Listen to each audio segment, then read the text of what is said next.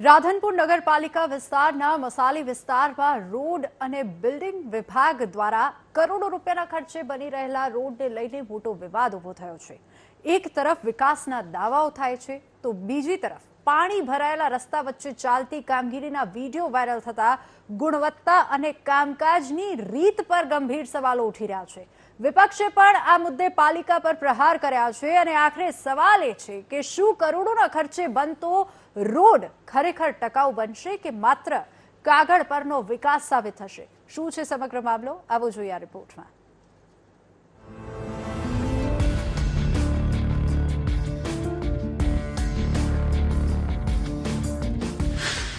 શું આવી રીતે થશે વિકાસ?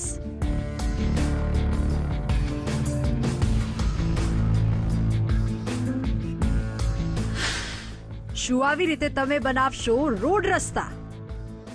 આ દ્રશ્યો છે રાધનપુરના મસાલી વિસ્તારના, જ્યાં 7 કરોડના ખર્ચે રોડ રસ્તાની કામગીરી તો કરવામાં આવી રહી છે, પણ એવી કામગીરી જેનાથી સમગ્ર કામગીરી પર સવાલો ઊભા થયા છે। રોડ અને બિલ્ડિંગ વિભાગ દ્વારા અંદાજે 7 કરોડથી વધુના ખર્ચે રોડ નિર્માણ કાર્ય ચાલી રહ્યું છે, પરંતુ તાજેતરમાં જ વાયરલ થયેલા વિડીયોમાં રોડની આસપાસ પાણી ભરાયેલા દ્રશ્યો જોવા મળતા જ સમગ્ર કામગીરી પર સવાલ ઉઠે છે કે ભાઈ, પાણીમાં ડામર કે પછી ડામરમાં પાણી?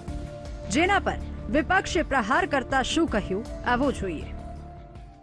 આજે અત્યારે આપ વાત કરી રહ્યા છો એ રોડ આરએમબી દ્વારા બનાવવામાં આવી રહેલો છે અને નાયબ કાર્યપાલ ઇજનેરના નજર હેઠળ બનાવવામાં આવી રહેલો છે, અને જેની અંદર વગર વરસાદે ગટરના પાણી ઉભરાઈ રહેલા છે।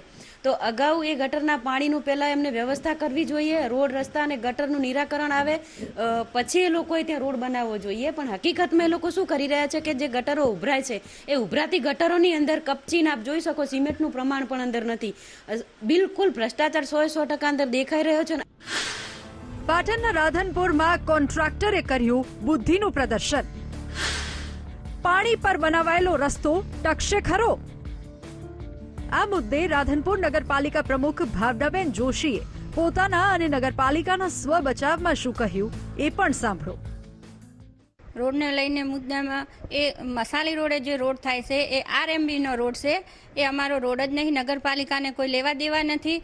અને જે ત્યાં કામ થાય છે તેઓ પાણી ભરેલું દેખાય છે, તેઓ જમા ફૂટે છે પાણીના, એટલે પાણી અવારનવાર આયા જ કરે છે। અમે નગરપાલિકાએ ગટર સાફ કેટલી વખત કરાવી, કારણ કે અમારામાં આવતી નહીં, છતાં પણ લોકોના હિત માટે અમે ગટર સફાઈ કરાવીએ છીએ। અને બીજું કે અમે આરએમબી વાળાને અમે ધ્યાન દોરશું, અમે એમને મૌખિક પણ કીધું છે અને લેખિતમાંય પણ કહેશું કે તમે આનું થોડું એન્જિનિયર જોડે રાખી ધ્યાન રાખીને કામ કરાવો। બીજી તરફ આરએનબી વિભાગના નાયબ કાર્યપાલક ઇજનેર કહે છે કે જૂની સ્ટ્રોમ વોટર લાઇનમાં લીકેજ થતા પાણી નીકળતું હતું, જેથી લીકેજના કારણે રોડ પર પાણી ભરાઈ ગયું હતું અને અમે તરત જ કામગીરી અટકાવી હતી। હવે આ જ રસ્તાની બાજુમાં હયાત જૂની સ્ટ્રોમ વોટર લાઇન આવેલી છે, જે સ્ટ્રોમ વોટર લાઇન લીકેજ થવાના કારણે રસ્તા ઉપર પાણી આવેલ છે, અને આ જે જ્યારે પાણી આવ્યું ત્યારે અમારી રસ્તાની કામગીરી પ્રગતિની અંદર હતી, બરાબર। હવે આ જે કામગીરી ચાલુ હતી એટલે અમે એ જ કામગીરી ઓન ધ સ્પોટ એ જગ્યાએ અમે કામગીરી અમારી બંધ કરી નાખી। પછી જે પાણી આવ્યું તો પાણીનો અમે યોગ્ય રીતે વ્યવસ્થિત રીતે નિકાલ કર્યા બાદ એના બીજા દિવસ પછી અમે આ રસ્તાની કામગીરી આગળ શરૂ કરવામાં આવેલ છે। હાલમાં આરએનબી વિભાગ અને નગરપાલિકા બંને પોતાનું બચાવ કરી રહ્યા છે, પરંતુ વાયરલ વિડીયોએ સમગ્ર કામગીરીની ગુણવત્તા અને પારદર્શિતાને લઈને ગંભીર ચર્ચા ઊભી કરી છે। રોડ નિર્માણને લઈને ઊભો થયેલો વિવાદ હવે માત્ર રાજકીય આક્ષેપ કે પ્રતિ આક્ષેપ સુધી સીમિત નથી રહ્યો, પરંતુ સીધો સવાલ જાહેર કામોની ગુણવત્તા અને જવાબદારી પર ઊભો થયો છે। ભરત પ્રજાપતિ, BTV ન્યૂઝ, પાટણ।